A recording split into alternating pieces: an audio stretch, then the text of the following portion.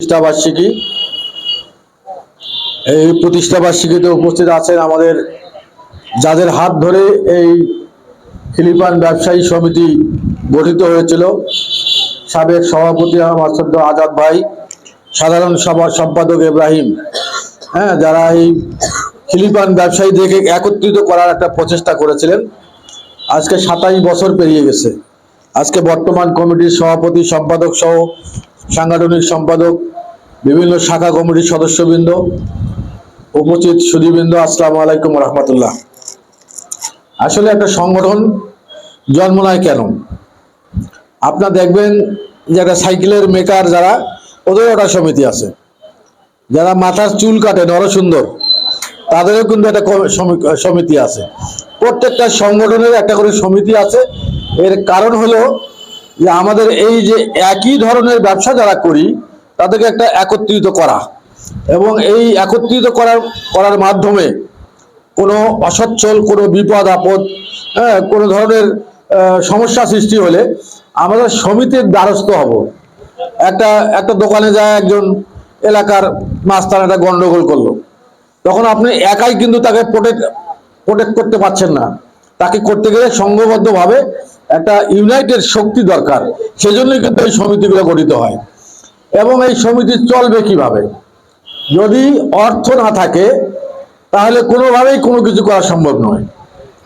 যদি আমার সমিতির কোনো অর্থ না থাকে তাহলে যদি আমার দোকানদার অসুস্থ হয়, তার চিকিৎসার জন্য আমি অনুদান দিতে পারবো না। একটা দোকানদারের একটা বাচ্চা স্কুলে ভর্তি হবে, ভর্তির টাকা নাই, হয়তো বা ছোট্ট একটা দোকান করে, তার সেই সামর্থ্য নাই যে 2000 টাকা দিয়ে ভর্তি করাবে, তখন এই সমিতি কাজ করবে।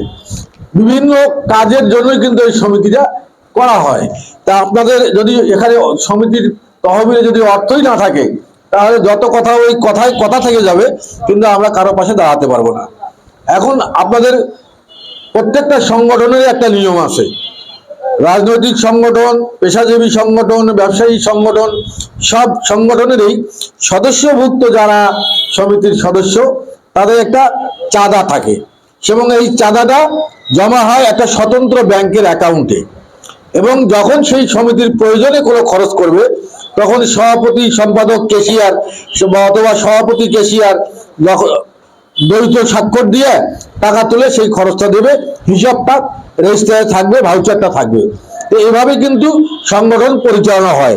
তা আমি আরো দিন শুনতেছি আজকে বর্ষপূর্তি, আপনাদের প্রতিষ্ঠাবার্ষিকী, 27তম প্রতিষ্ঠাবার্ষিকী, এখন পর্যন্ত আপনাদের কোনো এ ধরনের হিসাবও নাই, কোনো জমা টাকাও নাই। কিভাবে কি করবেন? যখনই কোনো প্রোগ্রাম হয়, হয়তোবা কারো কাছে যেতে হয়, ভাই আমি একটা প্রোগ্রাম করতেছি, আমাদেরকে সহযোগিতা করেন। কেন? আমার 27 বছর একটা পূর্ণ হচ্ছে সংগঠন। সেই সংগঠন যদি নিজে স্বাবলম্বী না হয়, নিজের পায়ে দাঁড়াতে না পারে, পরের উপর ভর করে দাঁড়াতে, সংগঠনটা বেশি চলে না। তা আমি অনুরোধ করব, বিশেষ করে আপনারা যখন নিজে স্বাবলম্বী হবেন তখন কিন্তু আপনাদেরকেও মানুষ সহযোগিতা করবে। ওই কথাই আছে না যে তেলীয় মাথায় তেল সবাই দেয়, কিন্তু যদি মাথায় তেল না থাকে তাহলে কেউ তেল দিতে চায় না।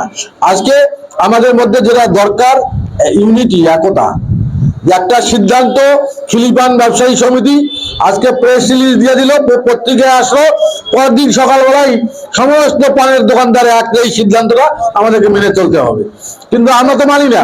কেউ ওই যে পানের দামের কথা 7 টাকা 5 টাকা কথা বলতেছেন, আপনাদের কথা যে আপনারা বললেন সমিতি থাকিয়া, আপনার সমিতির সদস্যরা কি মানবে? কেউ মানবে, কেউ মানবে না, কেউ মানবে, কেউ মানবে, তাহলে তো একতা থাকলো না।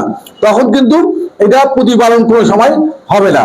সেই জন্য সবাই মিলে, আমার মনে হয় শাখা কমিটিতে যারা আছে, শাখা কমিটির সভাপতি, সম্পাদক, প্রত্যেকটা আজকে বর্তমানে স্ট্যান্ডিং কমিটি, শাখা প্রত্যেকটা জায়গায় যে 12টা শাখা কমিটি আছে, এই শাখা কমিটির সঙ্গে আলাদা আলাদা মিটিং করবে যে আমরা এই সিদ্ধান্ত নিতে যাচ্ছি। যদি আমরা সিদ্ধান্ত দিয়ে দেই, আমাদের মহানগর কমিটি থেকে সিদ্ধান্ত যখন আসবে, সেই সিদ্ধান্তের বাইরে কেউ যাইতে পারবে না, এবং কেউ যদি যায় তাদেরকে সংঘবদ্ধভাবে তাদেরকে বাধাগ্রস্ত করতে হবে। আজকে কোম্পানির কথা বললেন, যে আজকে গুল কোম্পানির কথা বললেন, সিগারেট কোম্পানির কথা বললেন, তারা কিন্তু একটা রেট নির্ধারণ করে দেয়, এমন নির্ধারণ ওই রেটেই আপনাকে বিক্রি করতে হচ্ছে। এখানে আমার মনে হয় যে একটা কমিশন সিস্টেম থাকা দরকার। যেই কোম্পানি যে মাল গুলে হোক, সিগারেট হোক, জর্দা হোক বা অন্যান্য ক্ষয়ের হোক, যে কোম্পানি আপনাদের কাছে সরবরাহ করবে তাদের একটা পার্সেন্টেজ থাকবে যে আপনি এই রেটে বিক্রি, আপনার যে রেট মূল্য এই রেটে আপনি বিক্রি করবেন, কিন্তু সমিতিকে আপনাদের টোটাল টাকার উপরে, বিক্রির উপরে আপনার 5% টাকা আমাদেরকে দিবেন সমিতি পরিচালনা করার জন্য। এটা বাধ্যতামূলক হওয়া দরকার। যদি সেই কোম্পানি না দেয় তাহলে তার সেই কোম্পানির মালামাল আপনারা কেউ গ্রহণ করবেন না। এইভাবে যদি আপনাদের একতা একটা প্ল্যাটফর্মে আসতে পারেন তাহলে কিন্তু আপনাদের সমিতির কার্যক্রমটা চলবে। আমরা বিশেষ করে আমি এই সংগঠনের সঙ্গে দীর্ঘদিন থেকে আমি আছি, আপনাদের শুভাকাঙ্ক্ষী যাবে। আপনাদের যখনই কোনো সমস্যা হবে, বড় প্রোগ্রাম করবেন, কোনো একটা বড় কিছু দরকার হবে, তখন আমার কাছে আসলে আমি অবশ্যই আপনাদের পাশে থাকবো। তার কারণ এই নিচের মানুষগুলো, যেগুলো ঠেলাওয়ালা, রিক্সাওয়ালা, পানের দোকান, এগুলো কিন্তু অটোওয়ালা, এগুলো কিন্তু আমার সম্পদ। এরা কিন্তু আমাকে ভালোবাসে, আমাকে ভোট দেয়। তো আমি যদি তাদের বিপদের সময়, তাদের কোনো প্রোগ্রামের সময় আমি যদি সহযোগিতার হাত না বাড়াই তাহলে তারা আমাকে তারা কেন ভালোবাসবে? সেজন্য আমরা চাই আপনারা করেন, আমি আপনাদের পাশে থাকবো। আপনারা সংগঠন করবেন, আপনারা চাঁদা নির্ধারণ করবেন, আপনারা সপ্তাহে 10 টাকা করেন। সপ্তাহে একটা দোকান, একটা পান, একটা সিগারেট খাইয়ে তো 6 টাকা চলে যায়। সপ্তাহে একটা পানের যারা সদস্য তাদের 10 টাকা করেন।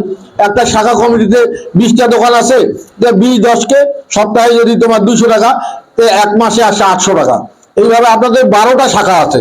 12টা শাখায় যদি এভাবে যদি আপনার মূল টাকায় আপনারা একটা স্বতন্ত্র অ্যাকাউন্টে জমা দেন, আপনাদের একজন কালেকশন লোক থাকতে পারে, তাকে যদি কিছু দেওয়া লাগে, কেউ তো এমনি মাগনা কাজ করবে না। তারপর 2 দিন সময় তার ঘুরলো, আবার আপনি যদি যায় দোকানে, ভাই চাঁদাটা দেন, তাহলে কালকে আসিস, কালকে গেলে পরশু আছে, এইভাবে হবে না। নির্ধারিত একটা ডেট থাকবে। যেহেতু আপনারা পার্মানেন্ট কোনো লোক রাখতে পারবেন না, পার্মানেন্ট লোক রাখতে গেলে আপনাকে 3-4 হাজার 5,000 টাকা বেতন দিতে হবে, সেই টাকা আপনারা দিতে পারবেন না। 2 দিন ওই লোকটা আসবে এবং আপনার রেজিস্টার নিয়ে যাবে। রেজিস্টারের মধ্যে আপনি টাকা দিলে আপনি স্বাক্ষর করে দেবেন, যাতে কোনো টাকাটা মিসিং না হয়। তো ওরা আসিয়ে জমা দেবে। তারপরে ওর 2 দিনের, মাসে যদি 2 দিন সে পরিশ্রম করে, 2 দিন তাকে 300 টাকা দিয়ে দিলেন, 400 টাকা দিয়ে দিলেন, তখন আপনাদের এই সমিতির খরচও কম হবে এবং টাকাটা ঠিক জায়গা মতো আসবে। আর আমি এই জন্য বলবো যে টাকা ছাড়া কোনো সংগঠন বেশি দিন সাস্টেন করে না, লাস্টিং করে না। এখানে এই আরেকটা কথা আছে, যে কোনো সমস্যা হলে কমিটির সকল সভাপতি, সম্পাদক, সাংগঠনিক সম্পাদক, ক্যাশিয়ার সহ সদস্যবৃন্দ যারা 15-16 জন আছেন, সবাই মিলে বসে সিদ্ধান্ত নেবেন এখন কি করা যায়, এখন আমরা কি করব, করণীয়টা। এভাবে যদি আপনারা সবার মতামতের আলোকে নেন তাহলে কি নিজেদের মধ্যে ভাঙন সৃষ্টি হবে না। আর যদি মনে করেন সভাপতি করলো ধর ওই সব করতেছে, আমাদেরকে কোনো কিছু জানাই না, আমরা কেন ওই সংগঠনে থাকি, এই ধরনের বিভেদ হয়। আমরা যেহেতু সংগঠন আমি দীর্ঘদিন করে আসতেছি, আমার নলেজে আছে যে এই ধরনের সংগঠনের বিভক্তি না আসে যেন। আপনাদের যে একতাটা ধরে রাখবেন, তাহলে দেখবেন যে আগামী দিনে আপনাদের এই সংগঠনটা বেড়ে উঠবে। আমি বরাবরই বলছি, আমার সামর্থ্য অনুযায়ী আমি আপনাদের পাশে থাকবো। আজকে এই প্রতিষ্ঠা বার্ষিকীতে আমার আজাদ ভাই, আমার দীর্ঘদিনে তার সারাটা জীবন এই খিলিবান ব্যবসা করতে করতে তার জীবন চলে গেল, তার ওয়াইফ মারা গেছে, এখন উনিও অসুস্থ। এইভাবে আমার ইব্রাহিম ব্যাপারী পাশাপাশি আর একটা ব্যবসা করতেছে, সে একটা ভিত্তির মধ্যে দাঁড়াইছে আল্লাহ রহমতে। তো এইভাবে যদি আমরা সবার চেষ্টা থাকে তাহলে কিন্তু আমরা একদিন উপরে ওঠার স্বপ্ন দেখতে পারি। আপনারা ব্যবসা করবেন, যে টাকাটা যদি জমা থাকে, যদি কোনোখান থেকে পাওয়া যায়, এমপির কাছ থেকে পাওয়া যায়, জেলা পরিষদের কাছ থেকে পাওয়া যায়, ডিসির কাছে পাওয়া যায়, মেয়রের কাছে পাওয়া যায়, সব টাকাগুলো ওই ফান্ডে জমা হবে। জমা হলে তখন আপনারা কিন্তু সব ধরনের সহযোগিতা আমাদের ব্যবসায়ী ভাইদের করতে পারবেন।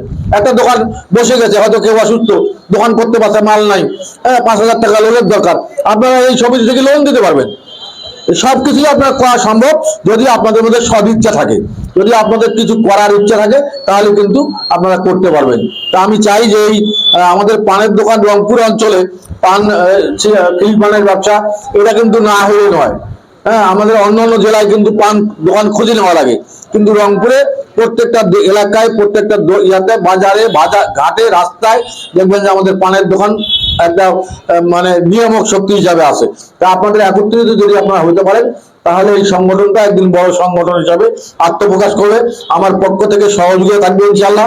আজকে আপনারা আমাকে দাওয়াত করেছেন, এর জন্য আমি বিশেষ করে বর্তমান কমিটি এবং সাবেক যারা প্রতিষ্ঠাতা সদস্যবৃন্দ আছেন তাদেরকে আমার পক্ষ থেকে অনেক অনেক শুভেচ্ছা জানিয়ে আগামী দিনে এই সমিতির উত্তরোত্তর সমৃদ্ধি কামনা করে আমি আমার কথা শেষ করছি। আল্লাহ হাফেজ।